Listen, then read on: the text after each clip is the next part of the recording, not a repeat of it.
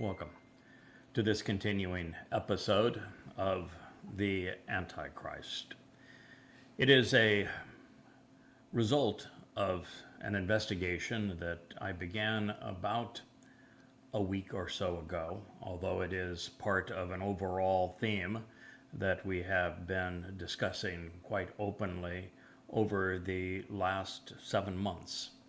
And that is that we are told by the prophets in two places, actually with the two most prolific of all the prophets. This would be Dod, as he is manifest as Gabriel through Daniel, and Yeshaya, Isaiah, as they both revealed that there would be at the 7-year mark before the return of Dod as the Messiah and Yahweh as God, there would be the arrival of an individual who would broker a treaty with many, and that treaty would have a disastrous effect on Israel. It would literally carve the heart out of Israel and make Israel indefensible. It is both prophets, Dod and Yeshaya, that affirm that this treaty will occur 7 years prior to their return, which means it will occur on Shabuah.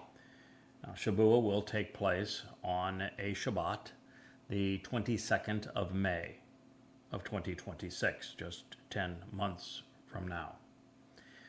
So these are the things that we know for certain. And in Yeshaya, the 18th chapter goes on to proclaim that the perpetrator of this disastrous situation for Israel, rewarding the terrorists who have been attacking and flooding into Israel, will be perpetrated by not just a highly militant nation who thinks it's its business to meddle in the affairs of everyone else around the world, but also of an exceedingly arrogant and verbose individual over that nation. And so since Donald Trump won the last election, and he is the American president and has been involved in things that are highly suspect in terms of his accepting $16 billion worth of bribes from Saudi Arabia, Qatar, and United Arab Emirates, appointing an emissary who has received $625 million worth of bribes to oversee his discussions in the Middle East. And because of his favoritism now for Islam and his alliances with Saudi Arabia, Qatar, and the United Arab Emirates, we have come to realize that because of his rhetoric and his decisions, that Donald Trump is the great betrayer. And I have said so on, well, pretty much every day since November of last year, when it became obvious he is the person that the prophets were speaking. And I have written a number of articles and have proven this point countless times. But what I had not done is what inadvertently occurred earlier this week, which is to go the next step and to acknowledge that Donald Trump is not only the great betrayer. He is not only the one that is going to carve out the heart of Israel and reward the Muslims for their treachery, making Islam indefensible while being applauded by Israelis because he will free 20 living hostages in the process of making millions of Jews vulnerable.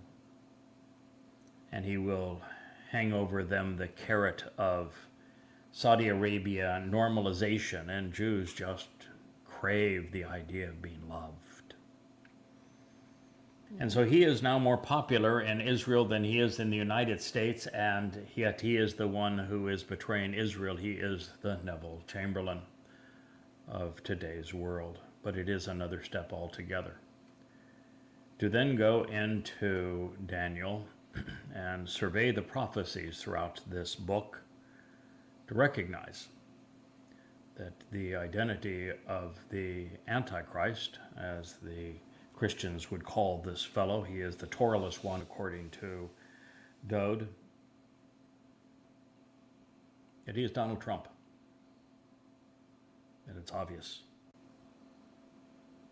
And so we started a series of programs. We did the first as a news story yesterday on the realization, on this announcement that Donald Trump is the Antichrist. And then we proceeded with a family 3 hours.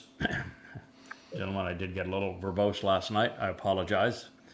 I guess the only one I didn't keep up too late was Kirk, because you're out there in the People's Republic of California on an entirely different time zone. It might even be a different planet out there, Kirk. It sounds like something. Yes, it does appear and look like that at times. Although, you know, as much as I have been opposed to Marxist and progressive dogma that has permeated California and has been so counter to the interests of Californians, and I was once a Californian, as you know, Yep. At this point, it's hard to know who's worse, the Marxists or the MAGAs. Whole thing. Awful. Well, at least the left didn't spawn Satan. Well, this is true. There is that. Yeah, they didn't. In this case, yeah, the left isn't responsible for spawning Satan, and the MAGAs have. So we're going to continue on this series, and thank you, Kevin, for joining us again. I see that you have another stylish background. You are becoming the man of many backgrounds, just as you are the man of many shorts. And Kirk, thank you again. I still am drawn to the illustration where you captured the essence of what we're trying to do in your drawing of the choder. So I thank you also for that. It's nice to have Leah here, and I think we have taxed the master of the cables to the nth degree here, trying to get all of our systems to coordinate and work. So thank you, Rich, for doing this for us. All right, we're going to return to where we were in our last program, and I had used the literal explanation of what Dode said as Gabriel to explain that Moedim, Chesed, was not 3.5 years. It was 3.5 iterations of the Moed, of which there's 7 each year: Pesach, Matzah, Bekurim, Shabuah, Teruah, Kippurim, and Sukkah. It's a 7-step dance. Right. So it is a 7-step path to Yahowah. And so he said that the conclusion of this, when those who are separated from Israel and from God would be returned, that would play out over a period of these 3.5 iterations of the Moed. And from that, we were able to recognize that the time that the scattered of Yisrael is returned is on Teruah, actually the second half of Teruah, on the Saturday of September 24th of 2033, your 1,000 Yah. And that if you work back 3.5 iterations of the Moed from there, you will have the 2 witnesses represented by Yada and Elia.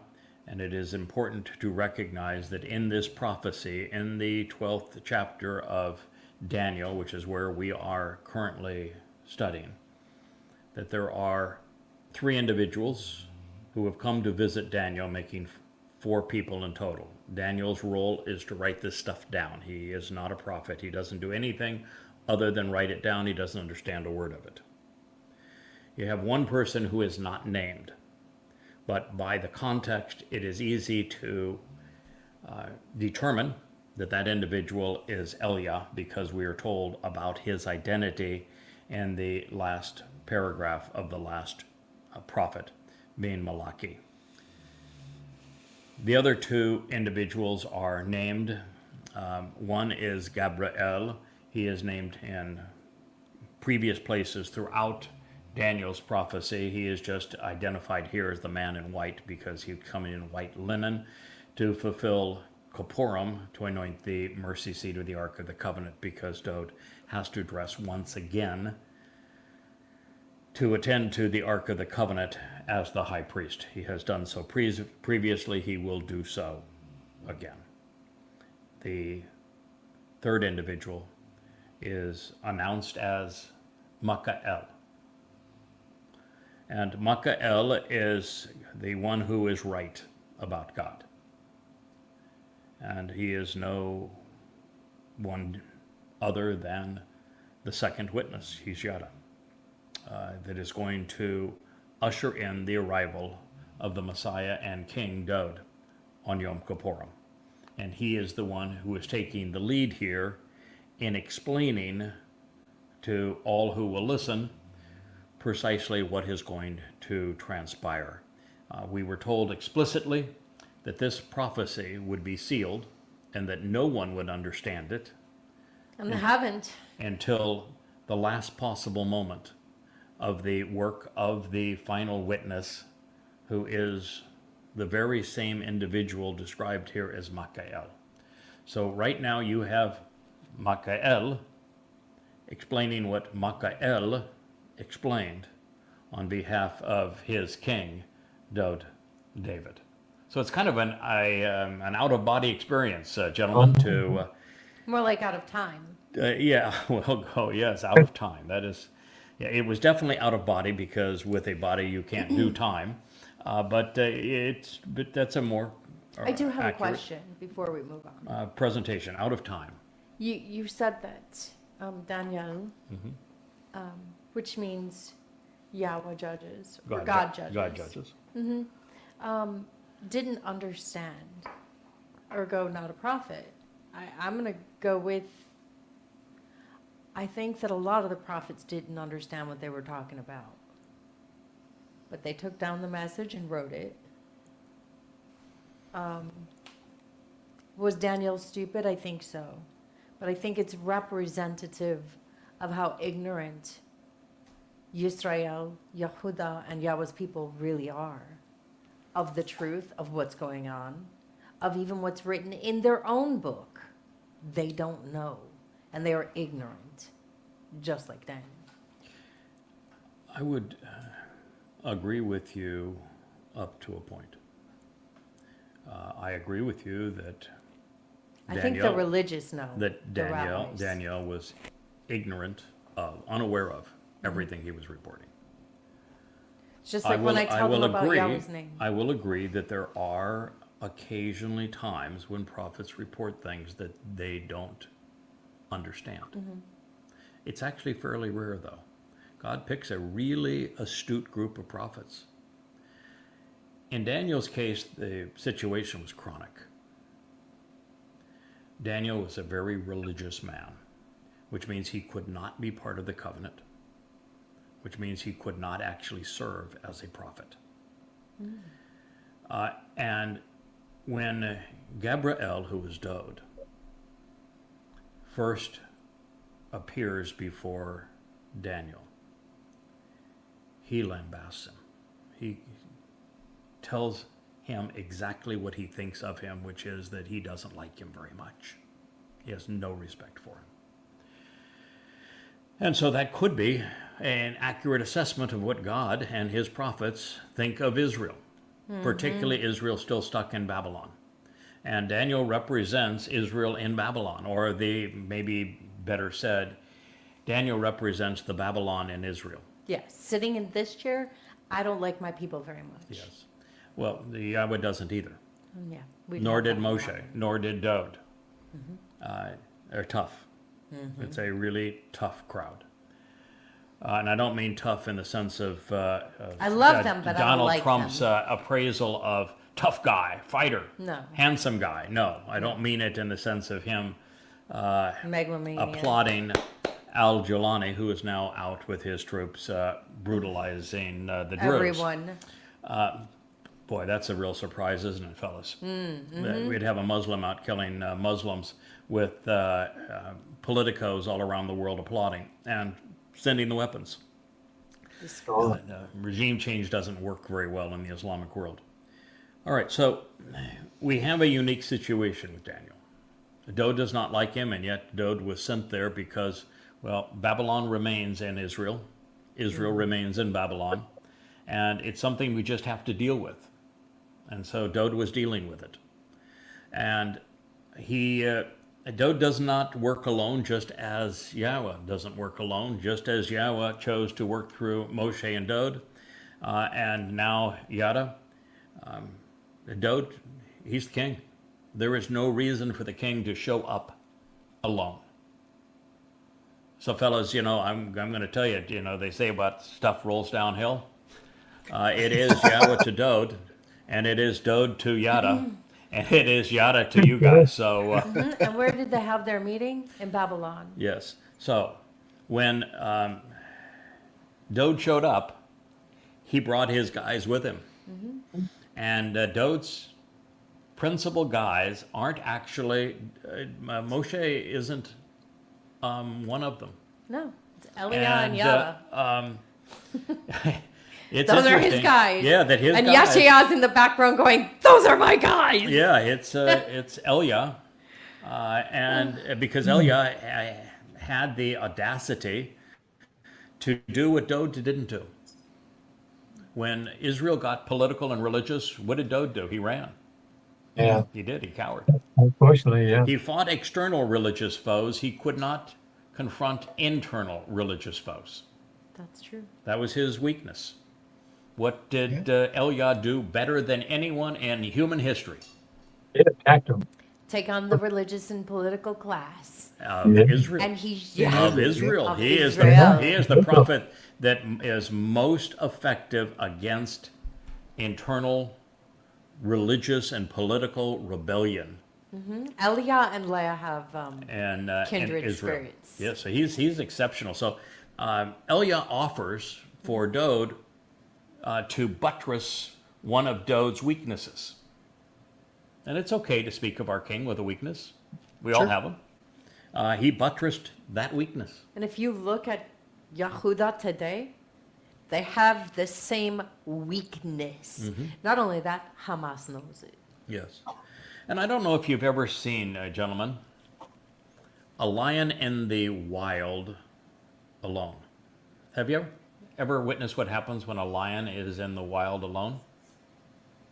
No. He is almost immediately surrounded by hyenas, Oh, Oh, yeah, yeah. and they kill him.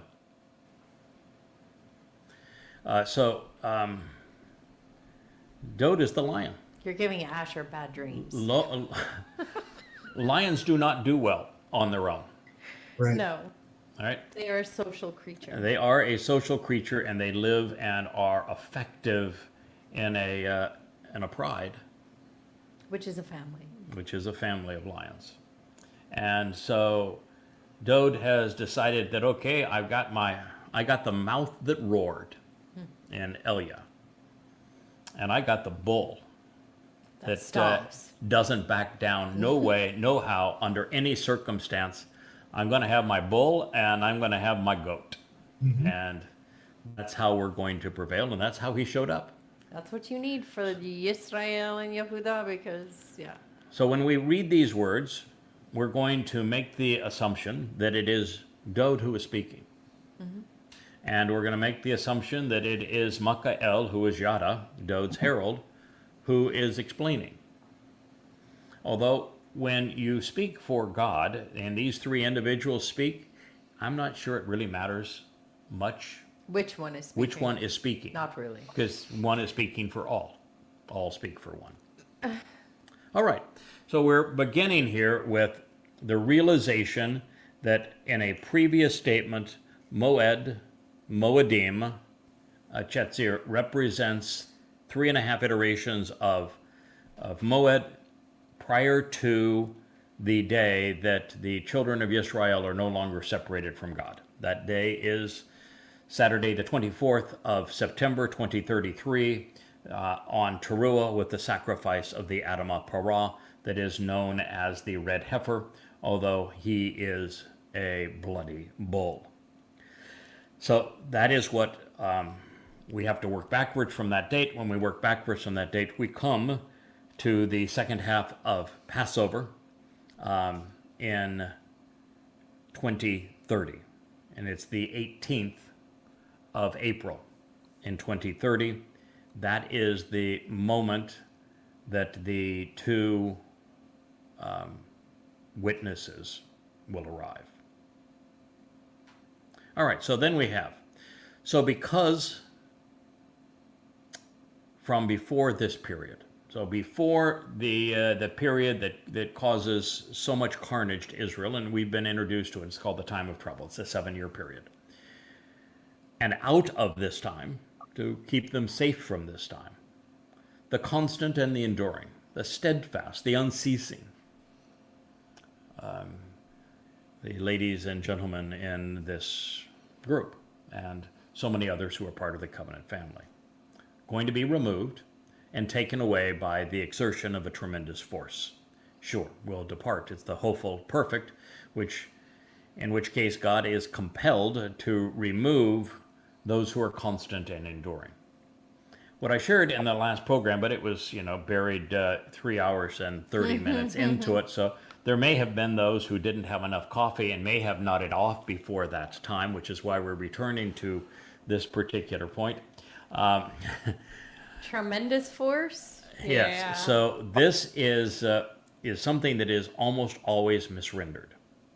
And the error is that those rendering this have been of the opinion that Tamid speaks of something that is continuing but that is not named, and then they assume, well, it must be something important, so they put in the sacrifices or the Shabat. So they assume here that this is an announcement of the curtailment of the sacrifices or of the Shabbat. But there's a couple of problems with that. Well, quite a few. The first is the person who is likely delivering this is brilliant. And he has just spent, 400 years with Yahowah in Shamaim prior to coming back for this declaration. He is David. And he is the person who is going to fulfill Pesach, Matzah, and Bakurim as the Son of God. And he is returning in 2033. He is going to be the beneficiary of all of this.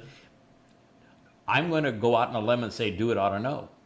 He knows what he's talking about. Yes. Yeah. Oh, And if he was going to say that the sacrifices were being curtailed, he wouldn't have used shur, which means removed, and he would have said that it's the sacrifices, like he might have said the moed will be made illegal or denied, or they will cease.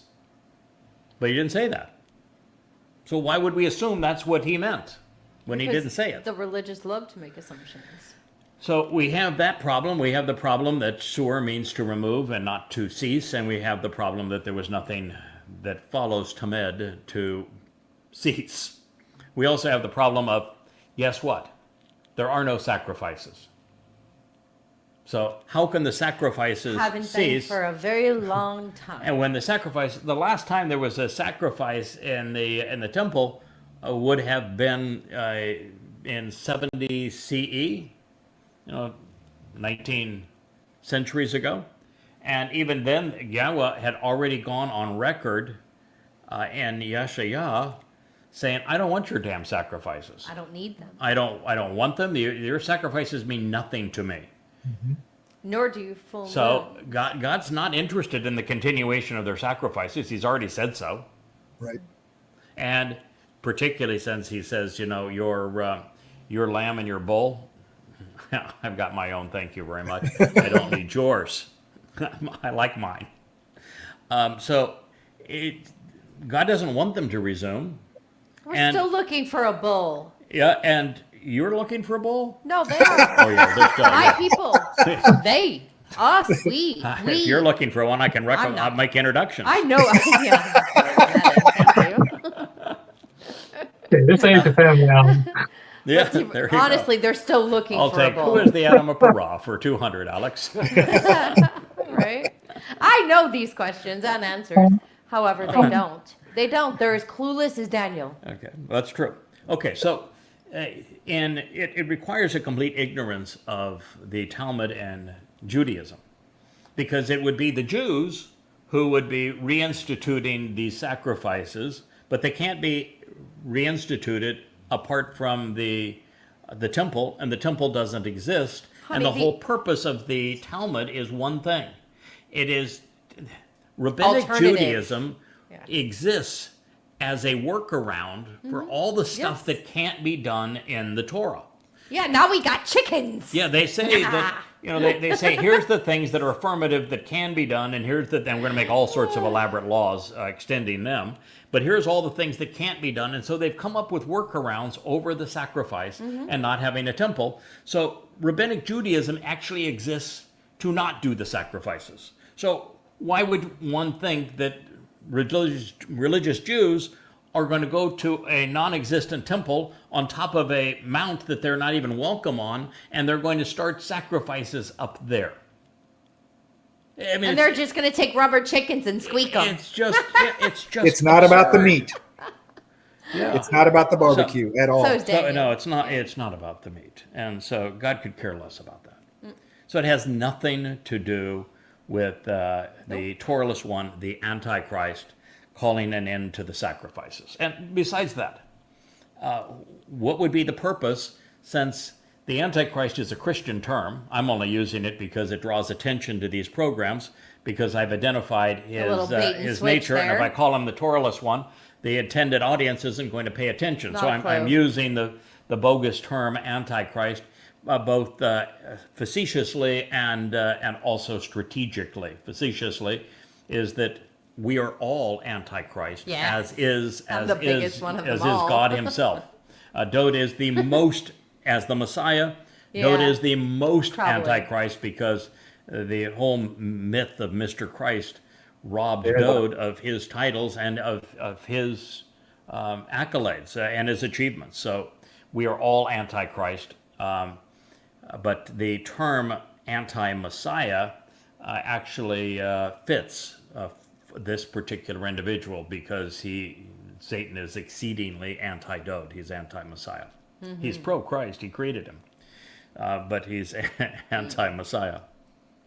So this Antichrist fellow, we'll use the term, would have no reason to interfere with the continuation of sacrifices, would he? Why would he? He's I don't like he's it, not a go for it. practitioner of Judaism. Who cares? Right? Exactly. He's not. He's Zero not, interest. He's certainly not Torah observant, so he's not going to start something and then stop it that pertains to the Torah, is he? No. So there's a zero possibility of that being realistic. It was never even remotely realistic. It's just a Twistian delusion. So it is. It's an absolute delusion here. So, but it's one of the reasons I think that the rabbis, because they've bought into the delusion, are searching the world for a red cow. Because they figured out, well, we can sacrifice the red cow. Well, then we'll have a reason that we can resolve all these other problems. I'm in black today, but I am that cow, and no, you're not going to get to sacrifice me. Although I will be sacrificed, and it won't even be for you. All right, so we know for certain that it cannot say what the Twistians have said in their eschatology. And of course, then Revelation, which is nothing but regurgitated, plagiarized Delusions. paraphrases of the actual prophets mixed in with a lot of fantasy and Grandiose false prophets delusions. like Ezekiel. It's the book it cites the most is Ezekiel, and Ezekiel is is actually Satan's autobiography. It contains 25 ways to kill a Jew. It presents Satan as God. It does this very thing. It's actually very helpful to understand the future, because Satan tells us that he was in the garden, that he is the cherub that deceived Chawah, Yeah. and he Feast on the beast. and that he the is feast going of to the beast. right, that he's going to have a cannibalistic moment Yep. where he's going to drink the blood and eat the flesh of the Gabor, and the final Gabor is as Yahweh has described him. He's that bull. So we can learn from that, but Revelation has taken this mythology and has twisted it into Christian eschatology. So what this says is actually the constant and enduring, the steadfast, the wheat of Shabuah. What does the word that is translated wheat for Shabuah, which is the purpose of that harvest, do you guys know what it actually means in Hebrew? Chitiam? It's a, yeah, isn't it like a C word? Chitium? Enduring, Chitium? standing, mature. Standing grain, yeah. Like Yeah, Yeah. standing grain. and mature. Yeah, like stretching If out. you're standing, you're constant and enduring, right? Mature means that you are enduring. You don't get to mature unless you're enduring, Right. right? Aren't those kind of things? Definitely not. They are definitely related. You have to endure to mature. You have to survive it. There is nobody who has ever matured who did not endure, No. right? That's Okay, right. so he's speaking of the Shabuah harvest, is what he's saying. So, because from and before this period, time of Israel's troubles, and out of this time, the constant and enduring, those who are steadfast, upright, and mature, will be removed, and they will be taken away with the exertion of tremendous force. Well, the tremendous force is you're going to take people who are currently trapped souls that are currently inside of decaying mortal bodies, and you're going to enrich and empower them such that they become seven-dimensional, energy-based, light-based entities and rise up to Shamaim in the seventh dimension. That's going to take a lot of energy. So that's Yeah, if you're into the physics of that, that's quite a Yeah. bit. That's more than rockets. yes. So that's where we are on that. That statement stands by itself, and it affirms that this follows the Shabuah harvest, which means this is going to happen. This next appalling abomination, that it is going to happen in the absence of witnesses and in the absence of Yahweh's covenant family. Why would we want to see it? So that is what is being said here, because the difference is that when, for example, Paul created the myth of Jesus, rabbis were there and they paid no attention. It was like the rabbis were there and they paid no attention when Dode fulfilled Pesach, Matzah, and Bakodim. They paid no attention when Paul, as a rabbi, created the myth of Jesus. And so really, really bad things happened. Had they been attentive, they would Oh have no, recognized. they went and concocted one of their own. Well, they did. But had they been attentive, then there would have been the universal recognition that Dode had come as he had promised on the day that he said he would come and to fulfill Pesach, Matzah, and Bakodim. And Israel would be united and prosperous and all wonderful things had that occurred. And had they stamped out Paul's lie regarding what actually occurred, his identity theft, then there would not have been the Holocaust.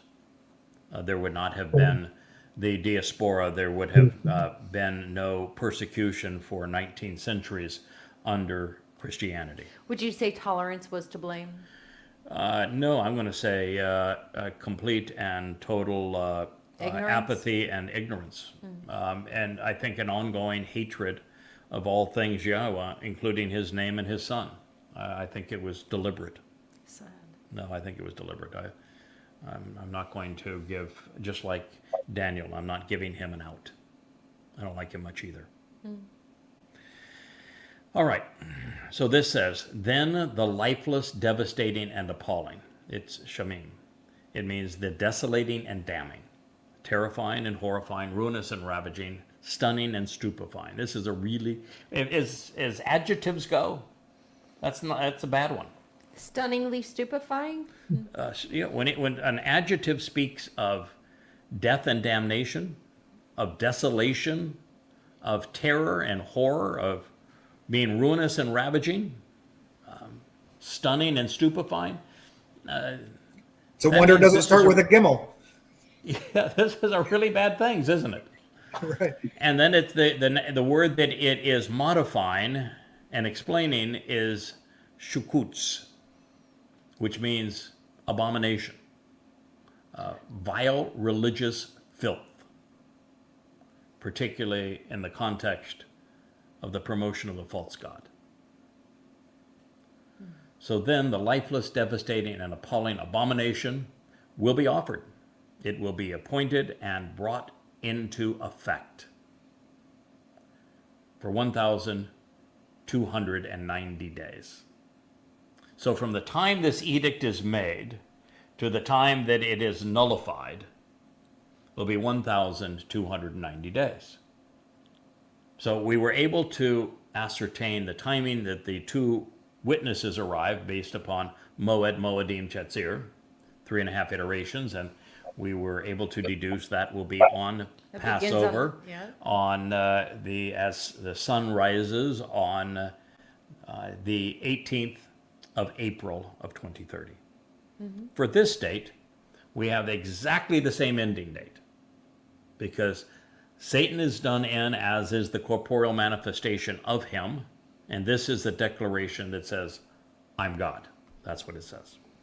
That the terminus date here is exactly the same. It is 24 September 2033, which is at the sacrifice of the Adamah Parah. All of this comes to fruition at this very moment. So now in this case, we're not subtracting 3.5 Moedim, series of Moedim. We are subtracting from this 1,290 days. I don't know if any of you pulled out your favorite calendar. I actually had to go to a printed calendar online because there's a possibility in this amount of time that there wouldn't be a leap year, although pretty strange, and you would know there can't be more than one. So with the solar year being 365.25 days, you do need to do the math. So you know that a non-solar year is standard solar year is 365 days. The one with the a leap year is 366 days, and then you have to back out the time to September 28th, going back, and then you subtract the 1,290 days. You're going to go all the way back to a time that will put you in 2030 as well. But this is back in 2030 that is actually before the two witnesses arrive. And the date now is, will put this imbecile making this announcement on the 15th of March, which is a Friday in 2030. That is 33 days before the arrival of the two witnesses. So that is that's our timing. So now we have 2 of the 3 dates solidified. All right, so from there, God would have a little more to say.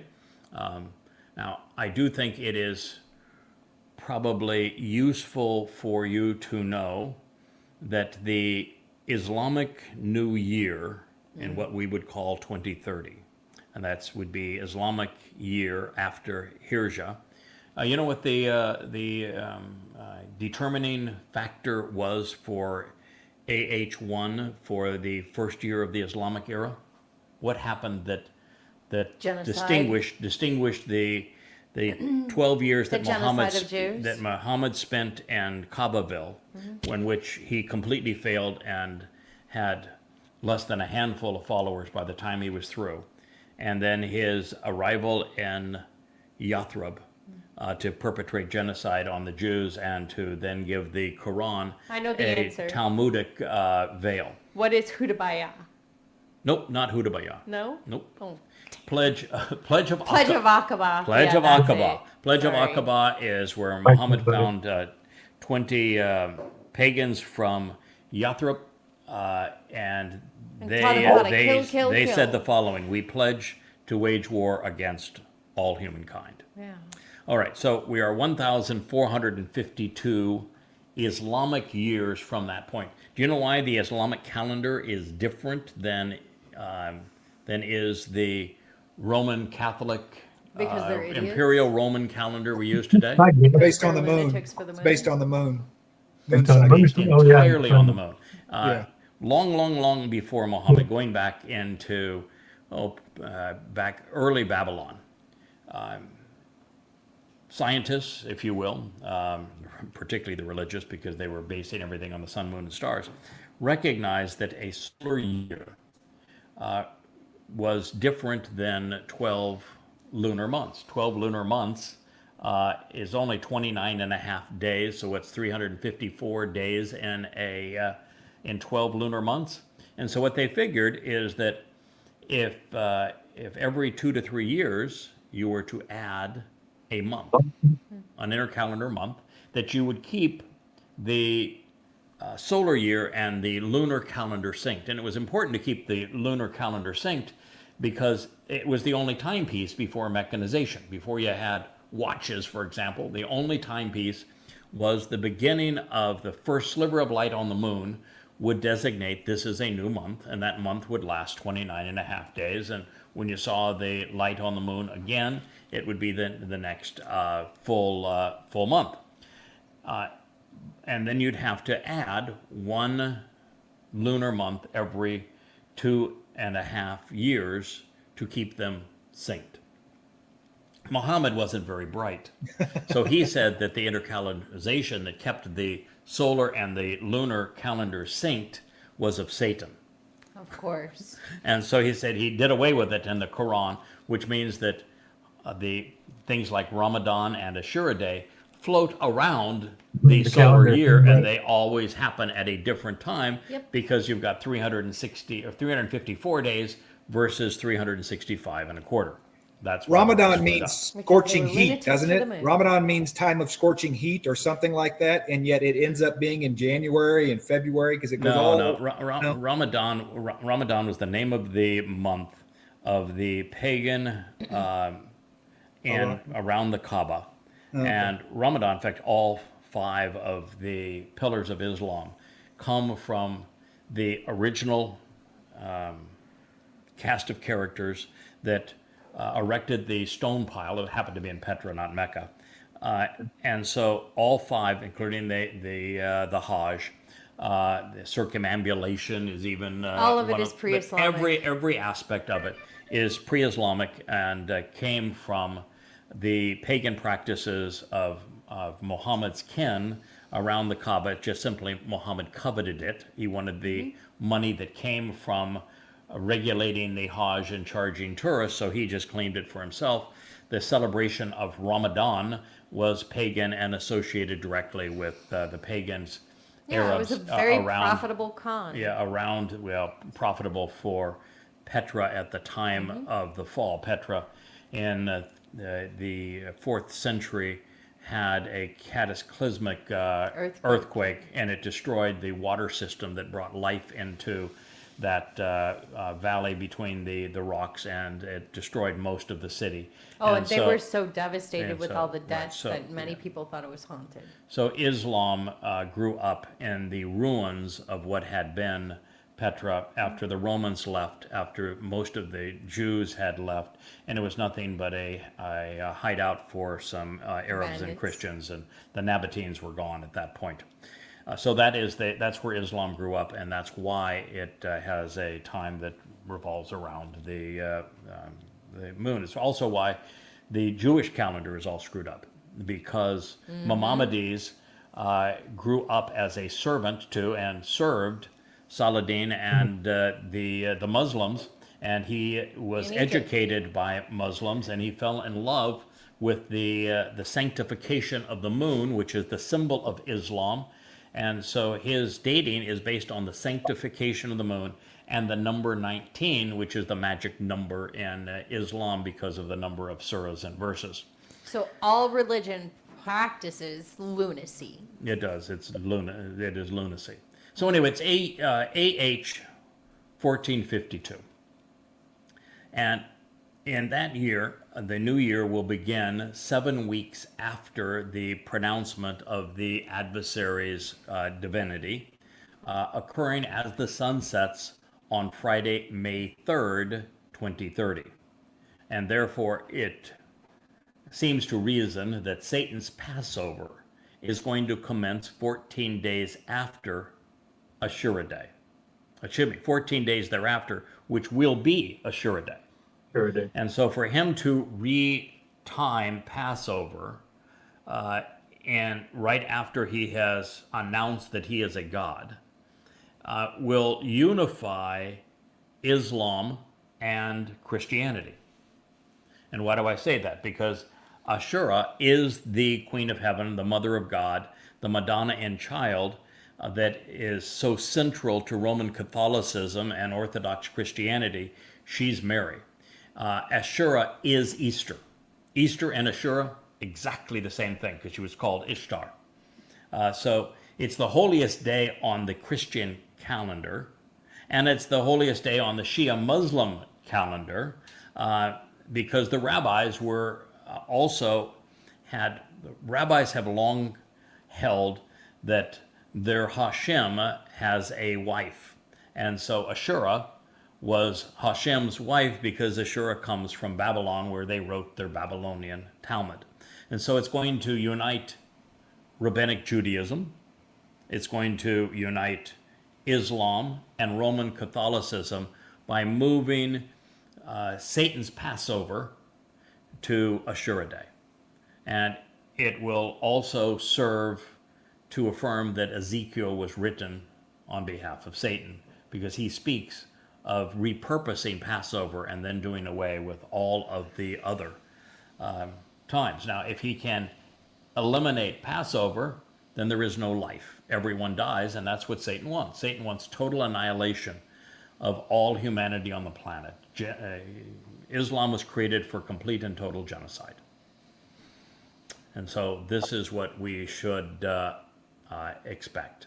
And, you can go back on this and you realize that based on this statement, with our attention directed to the time of trouble on Towrah, it bears repeating that we are going to be expecting this pronouncement to occur, therefore, on Friday, March 15th. And that is exactly 1,290 days from the conclusion of this period. And at the moment, there will be no one around to challenge him, because the witnesses do not arrive until April 18th, 33 days thereafter. Now, from this deduction, we can make a number of reasoned conclusions. Satan's advocate will announce that he wants to be worshipped as God, rather than as a god. And you can see Trump right now doing everything. Those who are around Trump, his propagandists, are doing everything to present him as a god. I mean, he's presented as the Pope and celebrates that. He is presented as the chosen one. He is presented with everybody laying hands upon him. He is presented as the one that God spared to save the world at this time when he was only nicked by the bullet. He is. Oh, in Israel, they think he's the new version of Cyrus the Great. Yeah, all of the caricatures of Trump remind me of exactly what I saw when I went into the Soviet Union back by the time that it was the Soviet Union, which it was almost impossible to get the ability to travel through as a Westerner, particularly as an American. And yet what I saw was that they turned Lenin and Marx and Stalin into gods. Hero worship. Their caricature, you're an illustrator, Kirk. You know how you can chisel a person's features and stature such that they appear divine. They appear like they're gods. And then they have their slogans attributed to them as if they were expounding on Scripture. This was Like Make America Great Again? This was prevalent throughout the Soviet Union at the time. I even went into China, was the first Westerner into China when Nixon made it legal to do so. And Mao was presented exactly the same way with his little red book. Yeah, it's very cultural. Yeah, so it is how Marxists have turned men into gods. Yes. Marxism is a political religion where man becomes God. And in this case, we're going to have a political man is going to declare that he is a god, and those who support him are already positioning him with all of their art in exactly this same way. It's just like the good old days of Rome. Well, in the good old days of Rome, it is interesting that Washington, statues D.C. were were. erected to these emperors, but there weren't so many illustrations. You don't see them carved into the sides of It's a modern day buildings with their slogans, but they all did declare themselves gods. It's the Roman Senate proclaimed that the lead among them, the emperor, ceased to be a man and became a god, and they were the most evil men on earth. The history of from Julius Caesar all the way through the last of them, they're disgusting human beings. That's going to be what happens here. It's the exact same situation. So this pronouncement will almost certainly be made on the Temple Mount. So we're going to have expected this man, who is Donald Trump, to arrive in Jerusalem prior to this date, prior to March 15th, this Friday date, which is, of course, the Islamic Day of Prayer. I wouldn't be surprised if Israel didn't build him a palace with their own hands. I wouldn't be surprised if Israel elected him to be prime minister. Neither would I. He is stunningly more popular in Israel than any other place in the world. Jews have long been susceptible to being misled politically and religiously. We love us a strong They're man. experts at it. And even as this man is betraying them and cutting out their heart, and at this point, he will have betrayed them by sacrificing the very heartland of Israel to the Fakistinians. Oh, he's going to cut out her heart, hand it to her, and she's going to coo over it. Yeah, that's exactly right. That's what's happening here, kids. That's exactly right. And that's what we're up against. So we can make the following, I think, all reasoned conclusions that not only is Satan's advocate, in this case will prove that he is Donald Trump. And by the way, to say he's Donald Trump. Donald Trump in his first term, and the Donald Trump that was best friends with Epstein, was a disgusting human being. He's been a disgusting human being for a very long time. And he's always been a narcissist, which egomaniacs are the easiest for Satan to manipulate. He was an easily identifiable, malignant narcissist. Paul was egotistical. Muhammad, stunningly egotistical. Yeah. Paul announced that he was a sexual pervert. So is Donald Muhammad Trump. Was a sexual pervert. So is Donald Trump. And we know Donald Trump's a sexual pervert. So sexual perverts who are egomaniacal are the perfect hunting ground for Satan to make a deal with them. And so we know that was Donald Trump previously. We do not have any reason, though, to think that he was just an egomaniac and sexual pervert up to and through his first term. But something changed. Yeah. And it changed Donald Trump 2.0. dramatically. And when he lost that election, he lost it.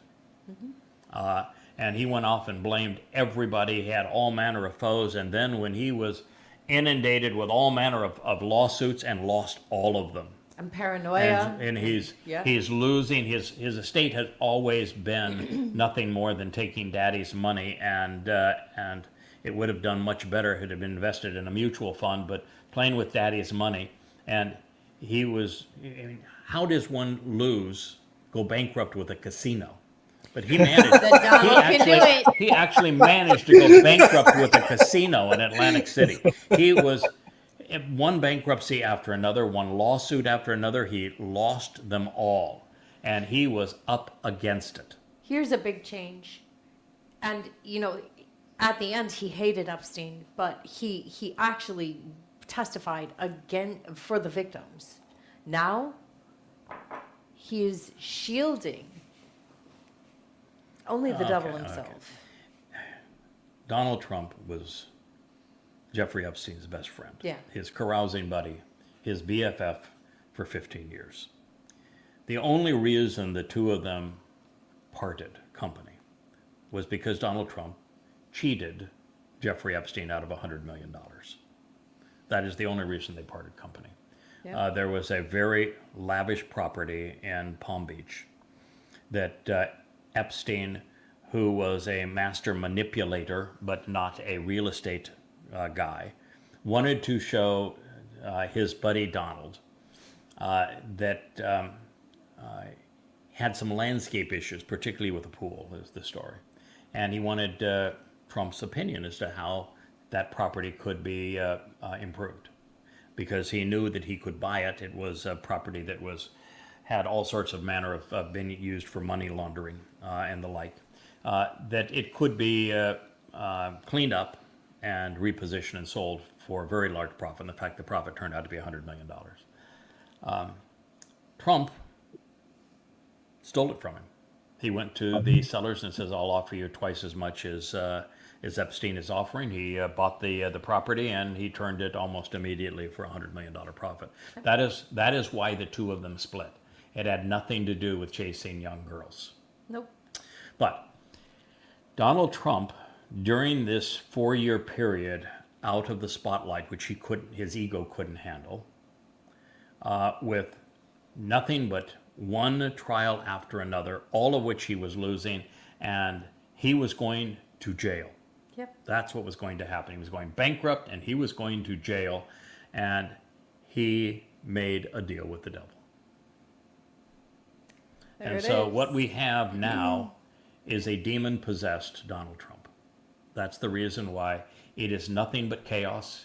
Each day is a Belligerent mess. another pile of lies. Yep. He is Gaslighting. conniving to destroy Israel while pretending to be Israel's friend. That is the nature of Hasatan. That is what Hasatan does knows how to better leverage power. than anyone else.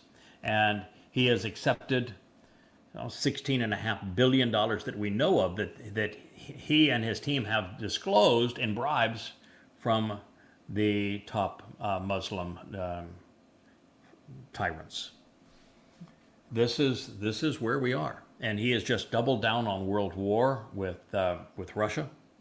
He is doubling down on world war with Iran, and he has found the perfect bitch to fan his desire to be a great conqueror and military leader, because the U.S. military has lost every war. I mean, the damn Houthis beat the hell out of America, and they turned tail and ran. You can't beat the Houthis, you got a serious problem. So America lost the Houthis. We don't have the ability to manufacture weapons to the extent that America could fight anyone. We just absolutely got creamed by the Russians.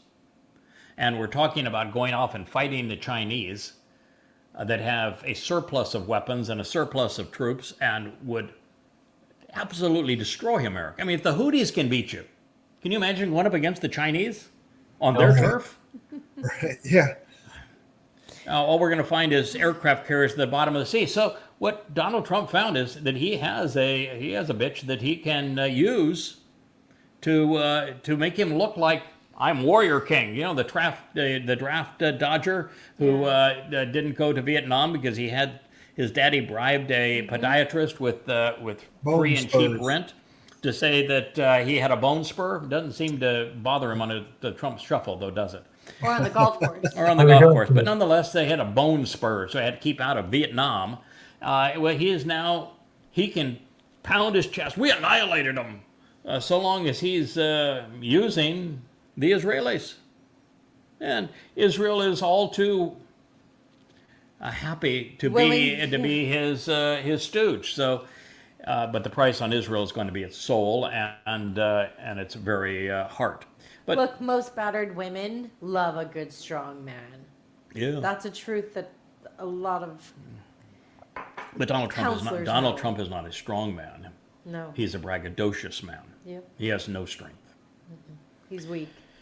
So anyway, it's obvious that Donald Trump made a deal with the devil, and what we're witnessing from him now is the manifestation of a demon-possessed leader, and it should be obvious to the world. But fortunately, Kirk, you're not the only good illustrator.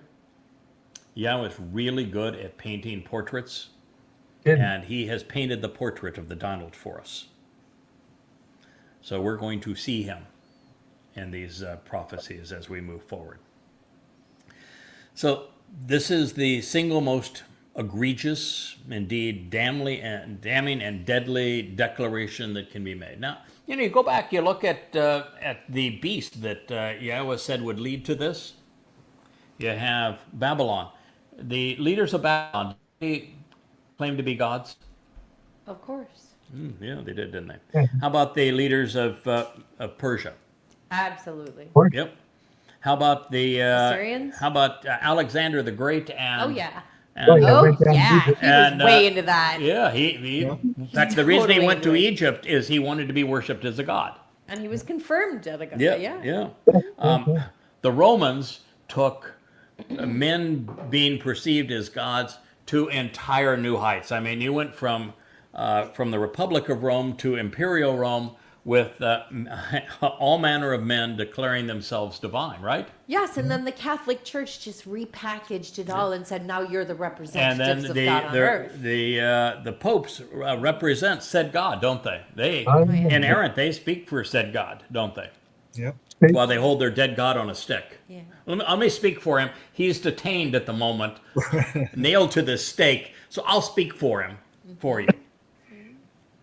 Yeah. And what is the nation that has copied the Republic title of Rome, the Senate of Rome, Capitoline Hill of That would be- Rome, and uses the eagle of Rome as its national symbol? What would that nation be? The The United United States. States of America. There we go, the United States of America. Huh? Okay, so here we go. That's what we have. So this is something that's happened in the past, but this time it's happening in Jerusalem Yeah. by a man that's controlling Jews and influencing them and is bringing great jihad upon them. So this pronouncement will most certainly be made on the Temple Mount. It's going to be seen as positioning the Towrahless one as greater than Yahowah. Allahu Akbar, ring a bell? Ooh, yeah. It's coming right out of the pages of Isaiah 14, which is the presentation of Helal ben Shakar as God. And based upon what we have seen before us and what the prophets have said, the announcements will be made before a multitude of Muslims hell-bent on annihilating Yahud. Also, the denizen of the devil will be doing so on a Friday, the day all Muslims prostrate themselves to their demonic god, Allah. So not only would this be consistent with the prophecies Yeshaya and Yoel have made regarding the flood of terrorists who will invade Israel following the imposition of the terrorist state that makes the nation indefensible, it would also be harmonious with said chapter 14 of Isaiah and its presentation of Halal ben Shakar. By the way, in Islam, are you guys familiar with something that is considered acceptable in Islam, like food that's acceptable Halal. in Islam? Hello. Halal. So Anyone halal who's- is good in Islam. And what is Satan's name according to Yahowah? That would be halal. Gee, I wonder if that's a coincidence. I wonder. Halal Trump. Halal bin Shakar acting out Allahu Akbar while claiming to be above the Most High. And of course, halal means acceptable in the Quran and in Islam. It's also curious to note that the Islamic New Year, as I have shared with you, for AH 1452 will begin 7 weeks after the pronouncement of the adversary's divinity. 7 weeks. Are you familiar with a holiday that is Yahweh celebrates that's called 7 weeks? 7-7. Shabuah. Okay, so we're going to play off of Shabuah, and 7 weeks we're going to have a new Passover. What is the deal Asherah with Day. Hashatan wanting to urinate all over Shavuot? Like, that's the what is the deal? Doesn't like Shabuah very much. Does not like But, Shavuot. Like, it is a pattern here. I can tell you he hates Passover with a passion, but I think the date that he hates the most Yeah. is Towrah. Towrah. Yeah, probably. Yeah, and that's why rabbis actually called Towrah, which they renamed as Rosh Hashanah, as the secret day that you're supposed to trick Satan. And if you trick Satan on this day by blowing the shofar on this day, God, that we're so Satan stupid. won't know what day it is on the calendar, and so you can trick him. Do you hear how stupid that is? Well, that's Really? It's rabbinical Judaism. I didn't make it up. I know. I'm not convicting you. I'm talking to your audience. Perhaps there's a Jew among us who understands what I'm saying. So it is all leading towards changing, if you will. We are going to be changing Passover to Asherah Day, which means that is the Christian Easter. That is the rabbinical Asherah Day that Muhammad stole from them. It is the day of the Mother of God and the Queen of Heaven. It's Miriam Day. Yeah. Miriam, of course, is the rebellious and obnoxious one that claimed, I too speak for God. I'm going to celebrate little Miriam. That the rabbis love Miriam. They think that her speaking for God was so important to do, because that's what, of course, they claim as well. They also speak for God. God should have That's been what more the tolerant. whole Talmud is. Yeah, so they actually, in rabbinic Judaism, they chastise Yahweh and tell him he was completely wrong in striking Miriam with leprosy. Of course, they blame Miriam not for claiming to speak for God, which of course is their crime. They blame her for saying that it was really nothing to say that Moses' wife was inappropriate because, well, maybe she was not Jewish. She might have been black. So, oh boy, that's okay for her to say that. They're so we would do the delusional. same thing. We would demean everybody that's not Jewish too. So God had no right to strike her. Well, the fact is that God didn't give two hoots about her comments about Moshe's wife. He didn't even mention it. He struck her because she claimed that she also spoke for him, and he says, right. no, you don't. That's right. The wife story was actually told to bring it forward 3,000 years to our time, because it's what we had done to us and what was done to my wife. So this is Sunday evening, May 12th, will be the new Passover. And in this way, the adversary will have usurped Yahweh's preferred number. He will have pilfered the Shabat. He will have transferred his veneration to Sunday. He will have, in Leah's terms, urinated on Shabuah. And he will reestablish a replacement for Passover that celebrates his bride, Asher, the Queen of Heaven, the Mother of God, the rebellious and embittered one, Easter. It's going to melt Christianity and Islam. Chrislam was the term, I think, that is used. Yeah, that's so gross. Ew. Robbing Yahweh and Yehudim in the process. And if I might offer this reminder, the reason Asherah Day was interjected into Islam is because rabbis were celebrating it in Yathrib. Not only have rabbis long insinuated that their G-D has a wifey.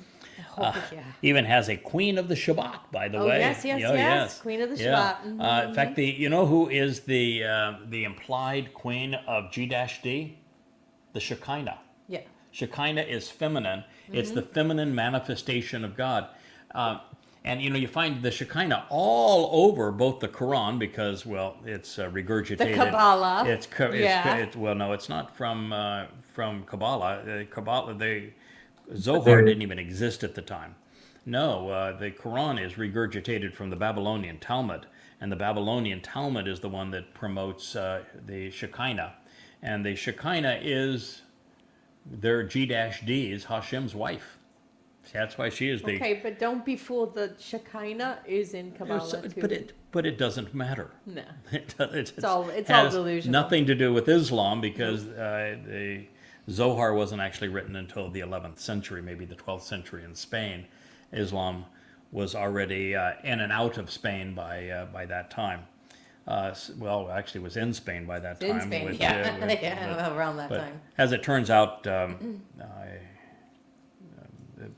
fact of the matter is that Shekinah is in the Quran, and it's mentioned several times in association with the Kaaba and with Allah because of the fact that rabbis in Yathrib provided the text of the Quran. Yes. The Quran did not come from Allah.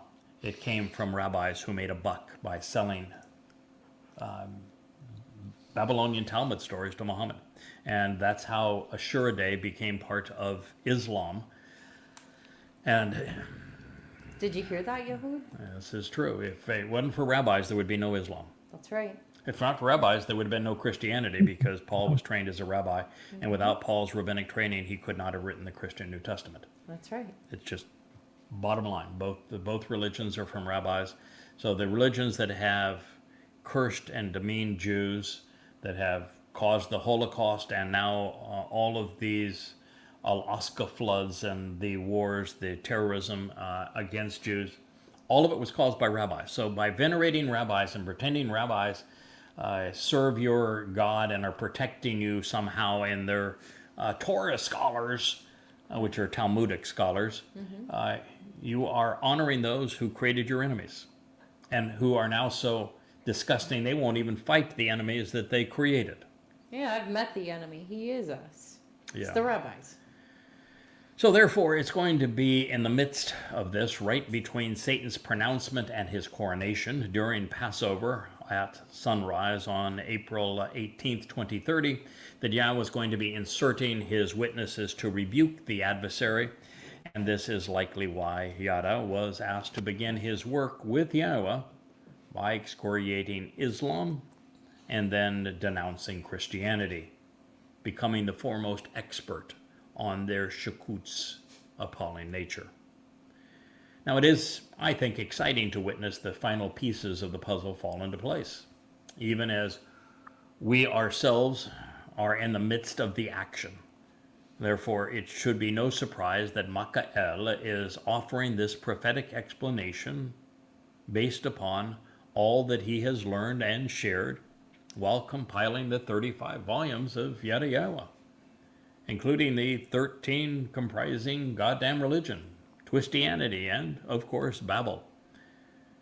More than anyone before or after him, Yada stands to denounce these diabolical Abrahamic religions.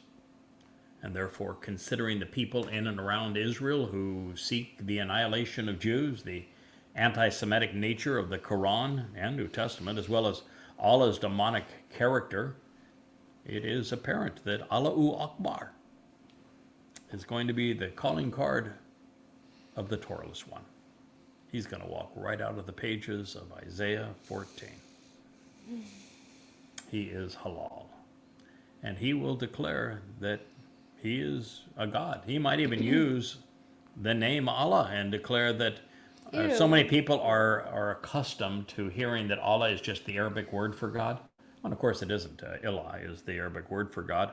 Allah is the name of the fourth God of the Quran. Yeah, it's like Allahi, Allahu, Allahaha, Allahihuah. Yeah, Who knows? It's got is. schizophrenia. Yeah, it actually isn't Allah in the Quran. It's Allahi, Allahu, Allaha, and it means thee for him and thee for her is what it actually means.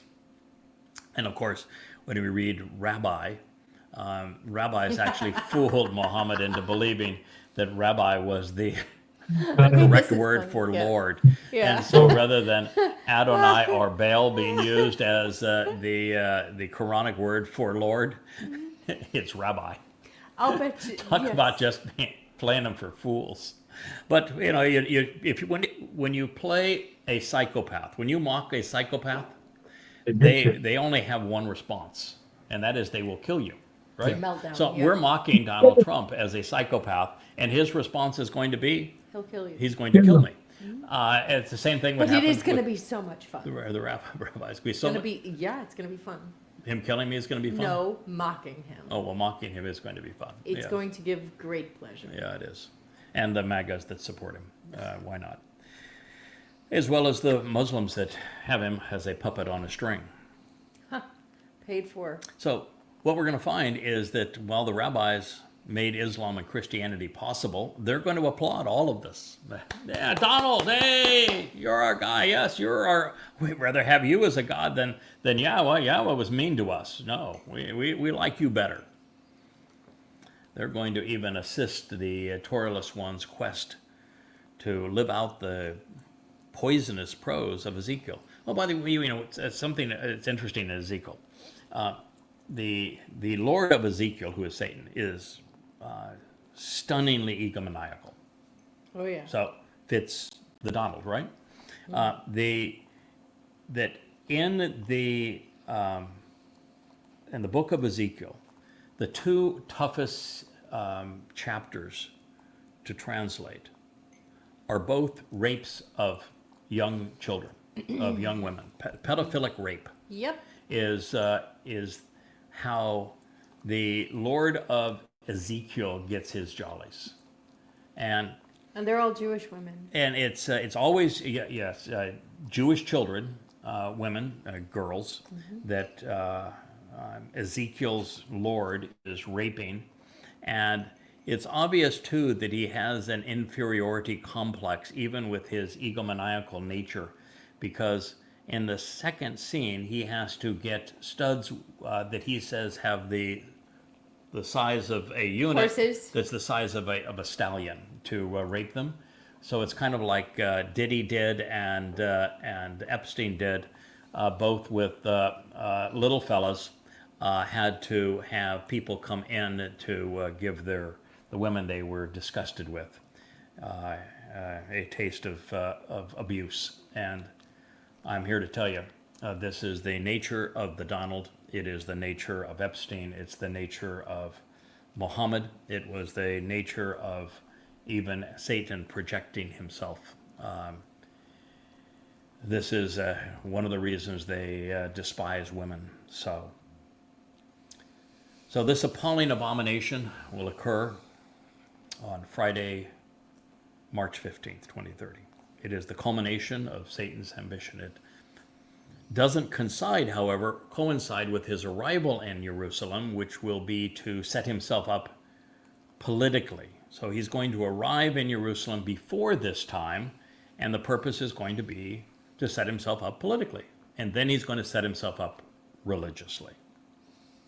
He's going to initially claim to be the supreme ruler of, at the very least, Israel, but probably the region, and could even be he might even make the claim that he wants to be known as the supreme ruler of the world.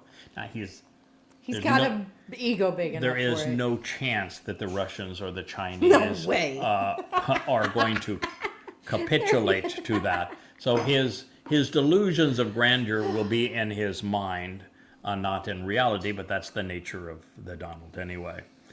So the appalling abomination is more correctly seen as Satan's coming out party religiously when he declares that he is God. So buckle your seatbelts, because we are now making this pronouncement. in the summer of 2025, and we have less than 5 years to this dubious day. Yeah, the Devil's Debutante Ball. The Let's go. Devil's Debutante Ball. Now, affirming these assessments in Ezekiel, which serves as Satan's autobiography and playbook, we discover, and you can read this in volume 3 of Babel, that just one of Yahweh's 7 Moedim will be observed by the adversary. It's Pesach. And it is corrupted beyond recognition. Chog matzah is otherwise ignored because unyeasted bread is relegated to an ingredient in a manner consistent with the rabbis. Now, also, if you're worried about, wait a minute, how is this all going to work with you guys coming back and the Dome of the Rock and the Dome of the Hufiprit no longer existing? It is quite possible that the Donald will take care of them before we arrive. And you might say, well, no, I'm not saying he will. I'm just saying it's quite possible. You know why? I would be so depressed. I want to go Because boom, if you boom. read Ezekiel, the replacement temple is the size of the entirety of Judea. Yep. It covers it all.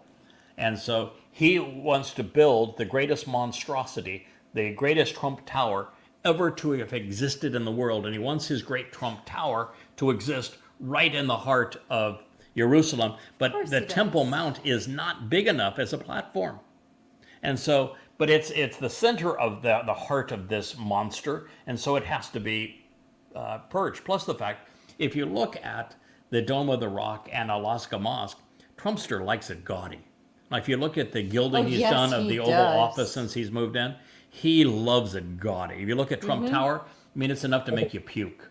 Everything is covered in gold because, you know, he's such a phony. But it's that old Russian oligarch, garish, gross. So the Alaska Mosque is not even 1% ostentatious enough, nor is that ugly wart called the dome of the boil called They're the dome both of the pretty hoofy ugly. print. Yeah. And then the scale is all wrong for the Donald. Oh, yeah. So he is going to want to build a monstrous structure there. So that's the reason why he's not going to have any problem with them being gone. I was hoping to do the whole kaboom boom. Well, we may. Yeah, I'm not. All I know is that when Elia and I arrive, they will be gone, and the tent of the restoring witness will be erected in its proper location, facing the Mount of Olives, in its proper orientation. A much needed improvement. And the rest of it is gone, and that's where we're going to hang out. And the reason that this pronouncement by the devil incarnate has to be made before we arrive is that I'm allergic to such assholes. I can use that term in this case. And that mount is not big enough for the both of us. So while we're there, he's not going to be there. He can be in Jerusalem. He cannot, I will not allow him on the mount. So you might say, well, then how does he kill you? Because when you read what Elia said on the day that he performed the exorcism of the worship of the Lord Baal and Asherah, of all goddesses, Asherah Day. Elia is Mr. Anti-Asherah. Yeah, it was the 400 prophets of Asherah and the 450 of the Lord Baal that Christianity and Islam here that he ousted. He actually summoned the king of Israel and Jezebel, his queen, which means being with Baal the Lord, married to the Baal the Lord would be complete. He summoned them and denounced them, and so he brought them to him. And so this is going to be an enactment of that. And this time, my instructions to Elia are: I want you to summon the dumpster as the corporeal manifestation of Hasatan, as the Antichrist. We are now going to meet, and I'm going to have the 7 spirits of Yahweh stand aside. I'm going to have all of the Malach that have been protecting me all of this time, and I'm going to present myself for Trump as the Antichrist to slaughter as the Adamah Parah, and he is going to do exactly as predicted. And when we return to the 7th chapter of Daniel, we're going to not only read of him doing so, you know, that it's always interpreted that that he is killed and comes back to life. Right. You know, Right. you read it, and what it actually says is, he kills me. Now, by doing so, you read what follows it, and it's Dode returns. Great celebration. Yahowah returns. I even get to return. All of it's just this great celebration. The moment he kills me, it's the greatest thing that he can possibly do, and yet he's compelled to do it. Right. So if Trump being halal and all,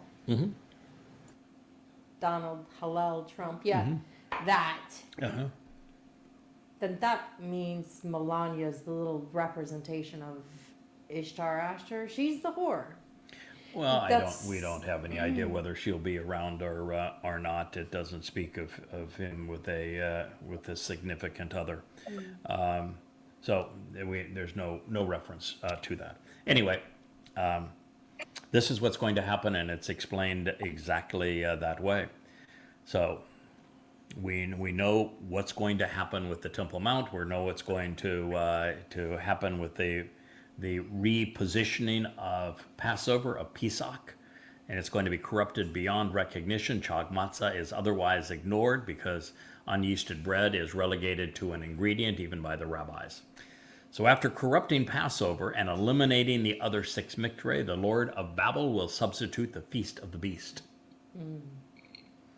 where Yada and Elia as the final witnesses and Dode symbolically are on the menu, although he only gets at that moment to indulge with one, myself. The faithful will be celebrating cannibalism. You know, you look at Muslims, and I don't know if you saw what they were doing just yesterday with the Druze, but they're literally cutting off people's heads and waving them. And I mean, it is...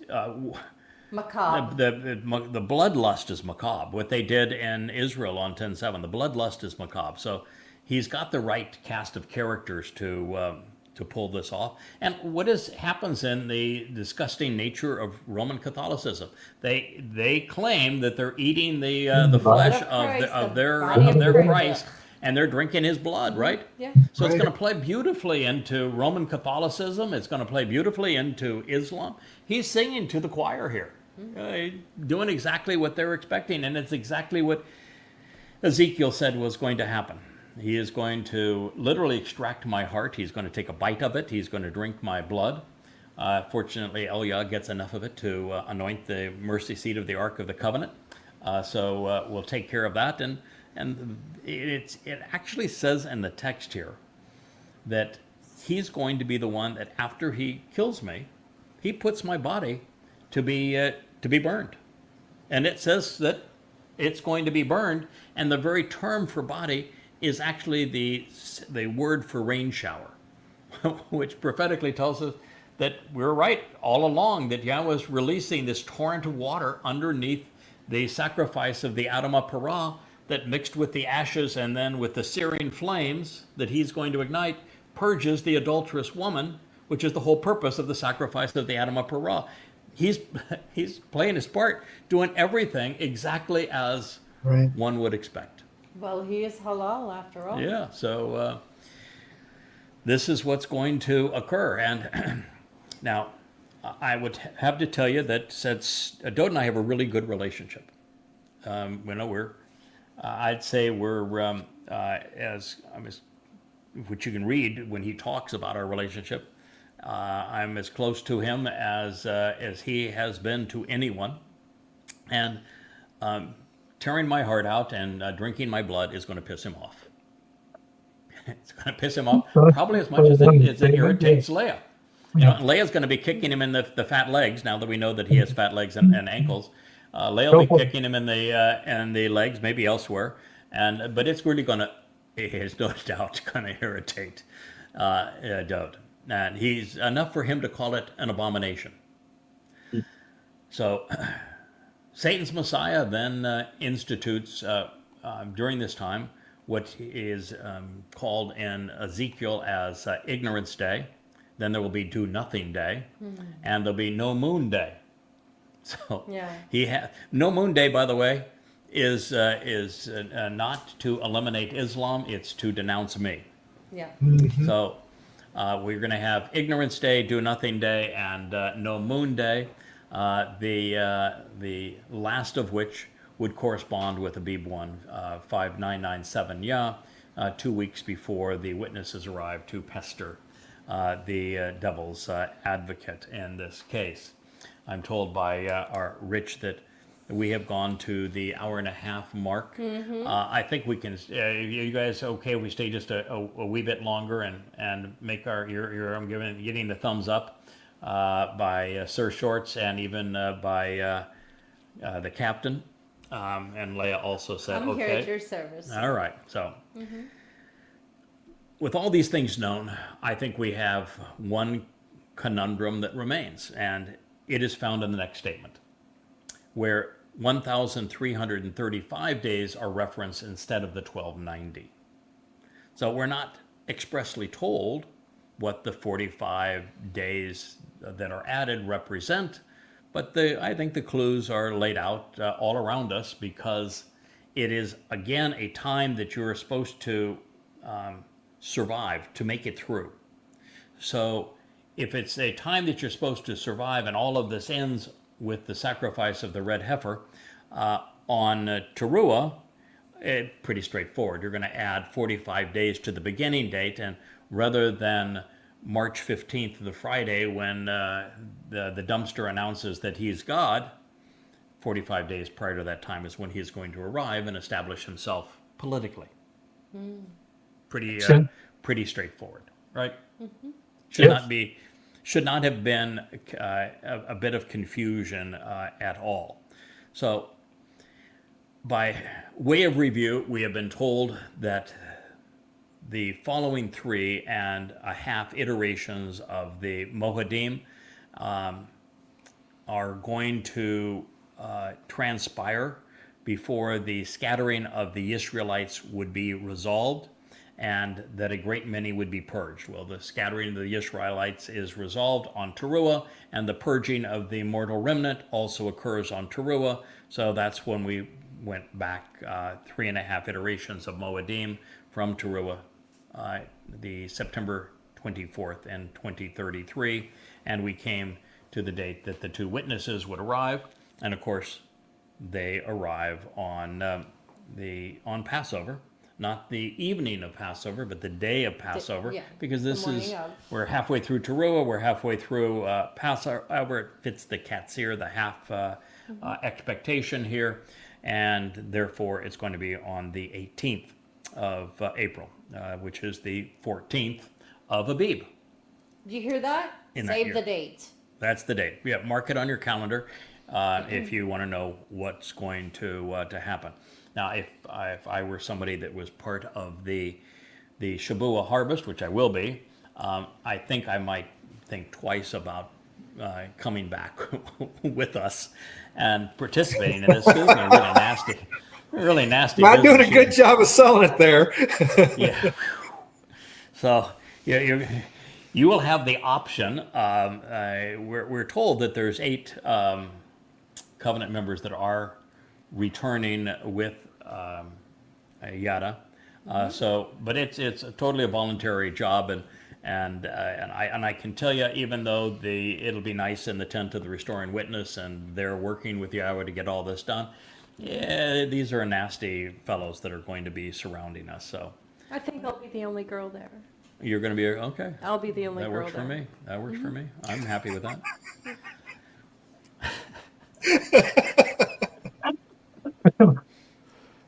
Sounds delightful. Okay, I hope we get evenings off. I 5 haven't been told what the work schedule is. Right. Can I bring Sylvia? Yeah, I think she's feisty enough, man. She would I fit right know, in, she's right? some. Oh, Yeah, yeah. she's something. I like her. You're not going to be able to tell me to go home, though. No, that's true. That's true, right? Well, yeah, because we're only going to have one home. One And tent. I'm the only girl that can handle camping with you guys. Yeah, it's probably true. Yeah. It's all gonna work out beautifully. And just think of how lovely it's going to be in the tent of the Restoring Witness. I mean, that's where we're going to be, hanging Yeah. out in the evenings. Surrounded by And- monsters. Yeah, Oh, and Moria's got a nice view. I mean, Yeah. you could. It's and where we'll absolutely preclude the religious from ascending the Temple Mount. So No, we will have a safe haven in the midst of hell. Yeah, but you need to know too that every covenant member that becomes part of the family is going to have access to the Temple Mount. So there will be, by the time we reach the end, there'll be 7,000 Yehud who are now covenant that are going to be hanging out with us. So plenty of space. and There's over 12 you know, acres there. the tent's going to get a little smushy there towards the towards the end of this time. So here we are. We know that our back dates 24 September 2033, 3.5 cycles of Moedim brought us to the dawn of Pesach. Now, the dawn doesn't mean the start of Pesach because Pesach starts at sunset and dusk, but the dawn of Pesach will be the 18th of 2030 because of two things. One is that Elia is not going to be having Pesach supper with the rabbis as they had thought. We're going to have Pesach with Dad and Shama'im before we come down. And it also has to fit the specifics that Dode has laid out. So April 18th, 2030 is the insertion of the two witnesses, and they were going to culminate their work within this period. Following the Shabuah harvest, the appalling abomination of the adversary's apostle is going to follow. His diabolical deception will damn dunderheads for 1,290 days, although also concluding on Towrah with Satan's last stand. Working backwards, this pronouncement will occur on 15 March 2030. Therefore, that's a Friday. Therefore, by adding an additional 45 days to 15 March 2030 and allowing for the maniacal Messiah to settle in as supreme sadist, Satan's corporeal collaborator. I just like the alliteration, don't you? I've got a maniacal Messiah, I have a supreme sadist, and a corporeal collaborator. It should have been Supreme Psychopath. Sorry. Well, that's with a P and an S, and it doesn't. It's still very It's not literary. not quite as pretty as the other. Should I change it, fellas? Do we No, I like the alliteration. accurate. All right, but what we have right Morales now is a Thomas. supreme sadist, a corporeal collaborator, and a maniacal Messiah. He's going to arrive, therefore, 45 days before 15 March 2030, which puts him in on 29 January 2030. Now, 29 January 2030, which means he's going to have 6 weeks, the number of man, to get his politics sorted out before he sets the religious rules such that on Friday, March 15th, which is the day of the adversary's apostle, is going to announce. Maybe he BB and is Sarah God. can show him around, huh? So, interestingly enough, this is going to place the Towrahless one, the dumpster, in Jerusalem during Ramadan. He's going to arrive 7 days before Eid al-Fitr. Yeah. Wow. It is the number one most important day of the year, their feast of feasts. He's arriving exactly 7 days before. And what do they do on that day? They feast and they celebrate and they go off and hunt Jews if they can. They slaughter sheep, and the blood runs in the street. That's what they do. Yeah, they do slaughter sheep. That's what they do. Okay. Well, lovely. Eid al-Fitr is the day that 7 days later from his arrival. So he's arriving during Ramadan to set up his participation in the Last Supper of from their perspective, Of the slaughter of Eid sheep. al-Fitr of the end of Ramadan. the most celebrated day on the Islamic calendar. This means the adversary's advocate will be pronouncing his divinity between Ramadan and Ashura Day, making the latter his replacement for Passover. He's sandwiched right in between them. Nice. So convenient. Considering how all of this has been laid out, there would be no reason to add the 45 days to the aftermath of Towrah. It would be completely inconsistent with the instructions that Dode has provided. And you don't become and remain the adversary of the king by contradicting what he says. But, if there's others of you who are so bold and you want to know what that would do, out of curiosity, 9.5 days from the midpoint of Towrah would take us to Kippurim. Then in 14.5 days, we would arrive at Sukkah. And then another 22.5 days would take us to the conclusion of the 8th day of Shelters. This would leave the possibility of another 22.5 days depicting the time of testing and trials among the mortal Yisraelite remnant, the supporting Goyim attendees, and the departing religious and political combatants. But, we were already told that the trials for all of these individuals are going to take place during that Shabuah break. We're going to get it all out of the way during our time during Shabuah. And so by the time we get to Towrah and the wedding and the camping out and all of that, the honeymoon, our calendar's free. Right. Yeah. So, That's fine. That could be right. yeah. Perfect. And so with the calendar being free, and one of the things that's even interesting is that those that didn't pass away and therefore could be judged during Shabuah, which is only 7 years from this point.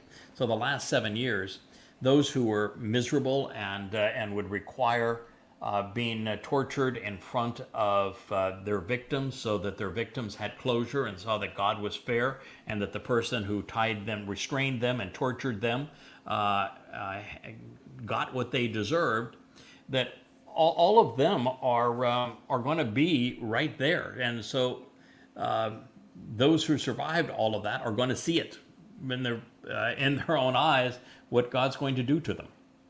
So, we're just going to go right from Towrah through the wedding into camping out, part of the celebrants. Yes, God's but not- Yahweh works with people. Who's actually doing the judging? Well, no, but the judging's already been done. Okay. It was done in Shabuah. Okay. That's one of the reasons we have a break during Shabuah. So, bring your legal notebooks to Shabuah. We're going to be needing them. So anyway, if this was the scenario, then we would be spending, rather than celebrating the king's return and homecoming, we'd be focused on the business of being judges, which would not make it quite as much fun. And, to a large degree, it's happening and fun because of what we did. I think it would be unfair to say, oh, by the way, you guys that did all the work to make this day and celebration, the wedding, fun, you don't get to celebrate it because you've got a job to do. And it's a really crappy job, by the way, because you're going to be around the worst people who ever lived. So I don't think that's the case. No. Plus the fact I like the idea of doing all of this from the perspective of Shamma'im, because you're going to have all the staff, all the tools, all the ability to do this in a way that has minimal disruption to our own lives. So this known, since I like to prepare for any eventuality, if asked to select the evil 5 on Yahweh's wall of shame in advance, I think of the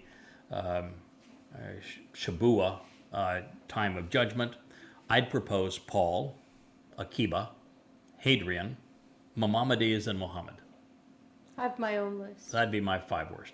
Now the contenders would be many, including Vespasian, Titus, Constantine, absolutely Eusebius, and Theodosius, followed by Baal Shem Tov, Hitler, Stalin, and of course the newbie to the list, Trump. That would be my worst group. I don't know if you guys have somebody personal you'd like to throw in. I mean, Oh, hell yes. Oh. I have an entire Rolodex list. okay, I know Leia's been. I am an avid study of history and those who have been diabolical among the people. Yeah, I have a very long list. And the nice thing is, I'm going to have the opportunity to delegate this job to my wife, and so she wants it, and she's going to get it. Anyway, these are some of the most intriguing characters in the play that have been removed from the board. So in light of these considerations, it's time that we delve into this next statement, which is where we'll leave this program. As a pleasant surprise, it is accentuated by the initial word that Dode wrote in his first Mizmor. And the original word I translated for Yada Yahowah. So now after all of this, Full circle here. he's given us the dates. Now it's Dode's time to give me the little elbow and say, okay, buddy, Here you go. I'm here with you. Here you go. So the original word I translated for Yada Yahowah. Mm-hmm. The first word that Dode wrote and the first published word from King Dode. Asher.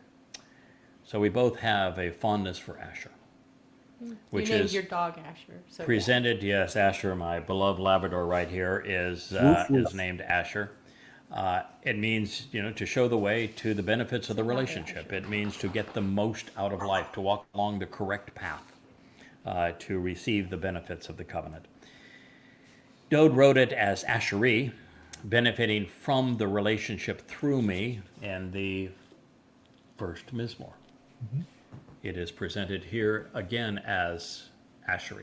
One of the ways that you know that somebody's got their act together, that they're really smart, that they have a great filing system and just an astonishingly fast processor, and they get it, is that they retain a detail and come back to that.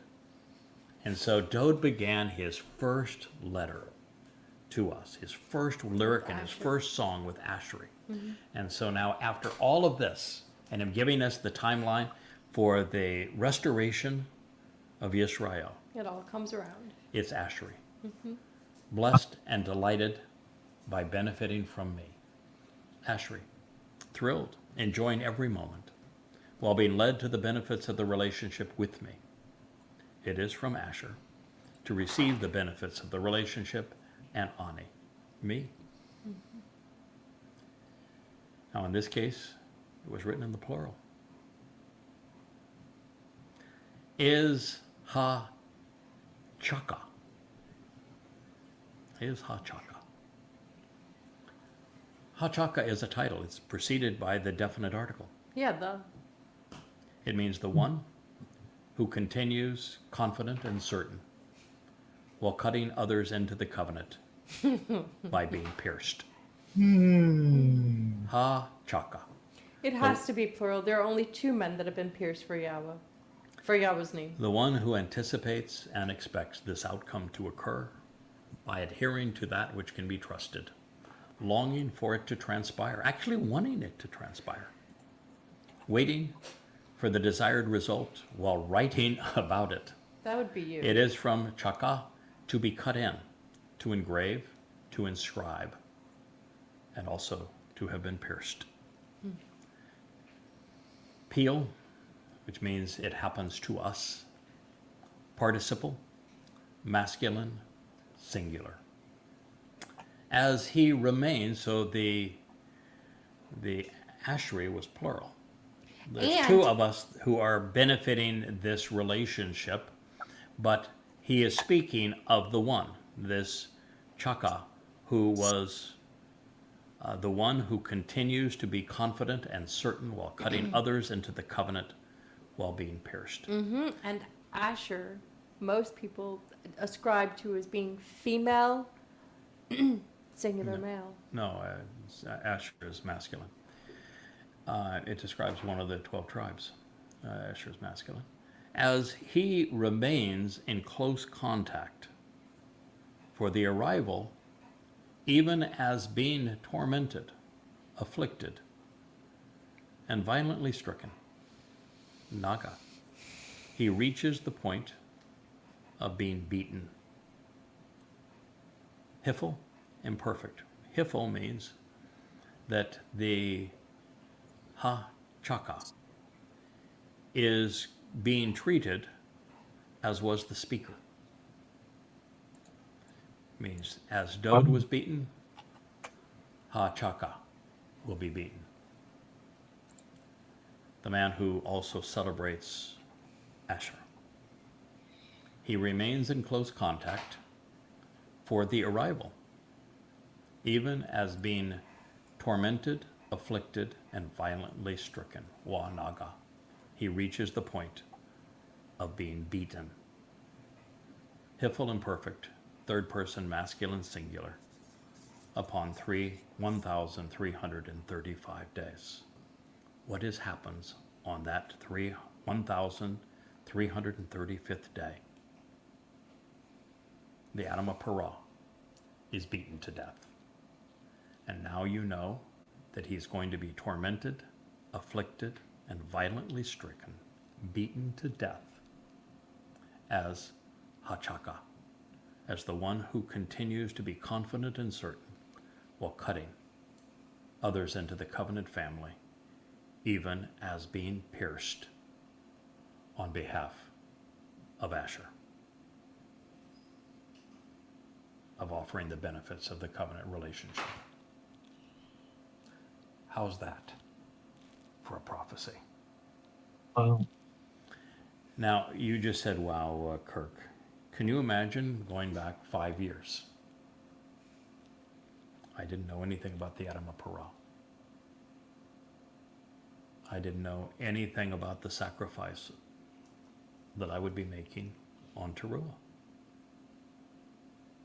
I didn't know that Towrah was the end of the time of Yaakov's troubles. I didn't know Shabuah was the beginning of the time of Yaakov's troubles. I didn't know that Dode was the one who was pierced on Passover. I didn't know any of these things. I didn't know that I was serving as Dode's herald. I did not know that I was Makael. How in the world would you have been able, even 5 years ago, to have figured this one out? Sometimes you have to know before you can know, don't you? You have to be able to put the picture together. That's why we've served in this role now for 24 years, every waking hour, in preparation, know and understand, because until you know and you understand, it's a huh as opposed to a wow. Dode just explained how the end will end. His buddy, his Asherah buddy, his Asher buddy, I should say. And by the way, Asherah is a counterfeit of Asherah. Yep. So if you want to know how Asherah got the name, Asherah got the name by being a counterfeit of Asher, because Asher is a really big deal, It is. and Dode knows it. And so the answer to Asherah Day is Asher. That's right. And the answer to this, the way that the children of Israel are going to be brought into the covenant, is by the sacrifice of Ha-Chaka. And he's going to remain in close contact with Dode and with Yahowah, in anticipation of the arrival of Dode and Yahowah, even as being tormented, afflicted, and violently stricken. Wow, a genuine tear. I don't get many of those. Until 1,335 days. So when I said we were going into this to affirm and fine-tune and hone the timeline, and that it was going to lead to a lot more, I wasn't exactly kidding. This is, well, for those of us who have been part of this journey for a long time, it's almost to the point you want to be speechless. You just want to say, well, Shalom, pause now, and contemplate what this means. Perfect.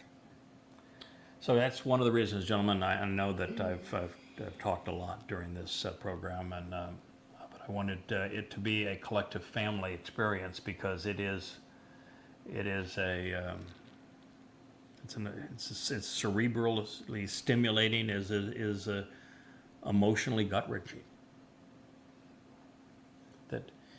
And the part of me that is the hardest hit by this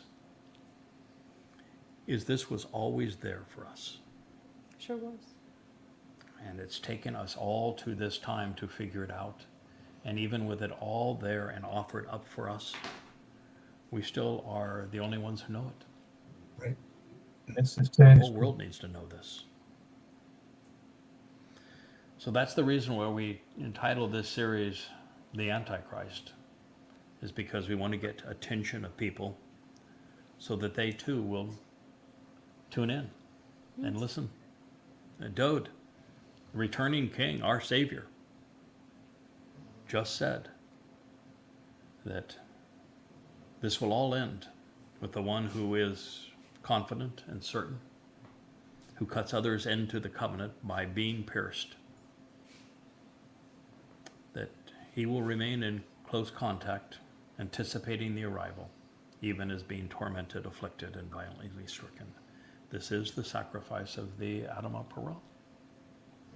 And this is when we're given that terminus date, 1,335 days from Ramadan, January 29 in 2030. 45 days before the Towrahless one announces that he is a God, fulfilling all that was said about him right in the midst of the most important passages in Yeshayah. Yeshayah 11 is about the Choder. Yeshayah 17 is about the fulfillment of these days. Pesach,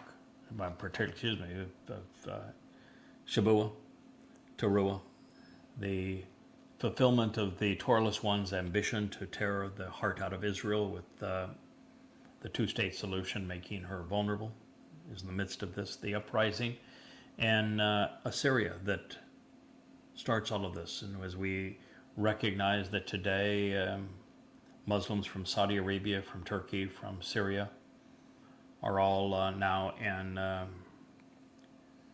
bludgeoning Druze to death.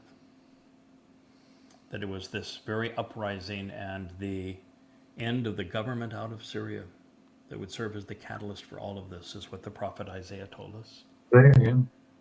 And that it would lead to a state of terror carved out of the heart of Israel that would be perpetrated by an arrogant leader from the United States. And that following that Shabuah harvest, we would have the Teruah gleaning, and after the Teruah gleaning, the Perah. This productive bull would offer his life in this way. And now we found these same words, even more descriptive of what's going to happen, along with specific dates in the 12th chapter of Daniel, delivered by our King. And with the only named individual being in the midst, Mikael, who is his herald, who performs in this role. It's gut-wrenching. I mean, it's maybe the first time that I have done this program where I've twice had to wipe a tear from my cheek. It's I'm embarrassed, actually, is what I am, that it has taken us all this time Why the book is sealed. to figure out what they have given us. That I'm embarrassed for humankind, That's a that different we story. have gone 2,600 years without being able to figure this out. The book is sealed.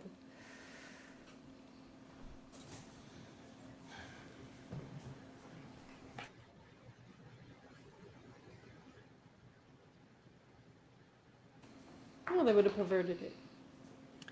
Now, if you were anywhere in the world and you had this explained to you and you continued to be religious or political, it just says, what in the world is wrong with you? How can you know, And be moved. I don't know how one hears this and continues to be religious or political, or how Israel can, knowing this, can still trust Donald Trump, who is the great betrayer. But nonetheless, that is the way it is written. So, gentlemen, I think, and ladies, I think this is the time for us to conclude this program. We'll resume with the series on the Antichrist, picking it up from here. And I can only tell you that as we return from the concluding chapter of Daniel, this is the 12th chapter, to the 7th, and the identity of the Antichrist is revealed as Donald J. Trump, that the text is riveting. Yeah. It'll grab you every which way. But we've identified the ultimate villain. Thank you all for listening. Thank you. Have a wonderful rest of your Shabbat. Good day.